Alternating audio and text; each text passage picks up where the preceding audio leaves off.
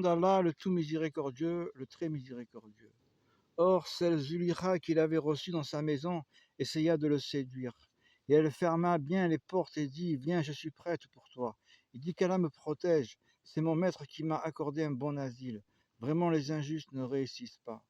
Et elle le désira, et il aurait désiré nuit été, ce qu'il vit comme preuve évidente de son Seigneur. Ainsi nous avons agi pour écarter de lui le mal et la turpitude. Il était certes un de nos serviteurs élus. Et tous deux coururent vers la porte, et elle lui déchira sa tunique par derrière. Et ils trouvèrent le mari de cette femme à la porte. Elle dit, quelle serait la punition de quiconque a voulu faire du mal à ta famille, sinon la prison ou un châtiment douloureux? Joseph dit, c'est elle qui a voulu me séduire. Et un témoin de la famille de celle-ci témoigna, si sa tunique à lui est déchirée par devant, alors c'est elle qui dit la vérité, tandis qu'il est du nombre des menteurs.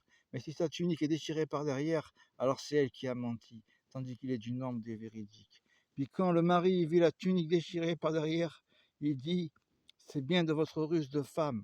Vos ruses sont vraiment énormes. Joseph ne pense plus à cela. Et toi, femme, implore le pardon pour ton péché, car tu es fautive.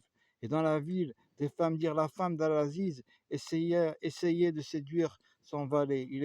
Il a vraiment rendu folle d'amour, nous la trouvons certes dans un égarement évident.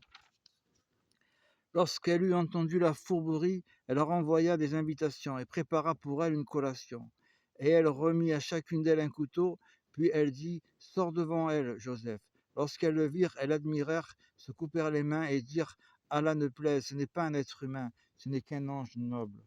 Elle dit, voilà celui à propos duquel vous me blâmiez. J'ai essayé de le séduire, mais il s'en défendit fermement. Or, s'il ne fait pas ce que je lui commande, il sera très certainement emprisonné et sera certes parmi les humiliés. Il dit, ô mon Seigneur, la prison est préférable à ce à quoi elle m'invite. Et si tu n'écartes pas de moi leur ruse, je pencherai vers elle et serai du nombre des ignorants, des pécheurs. Son Seigneur l'exauça donc et éloigna de lui leur ruse. C'est lui vraiment qui est l'audient, l'omniscient.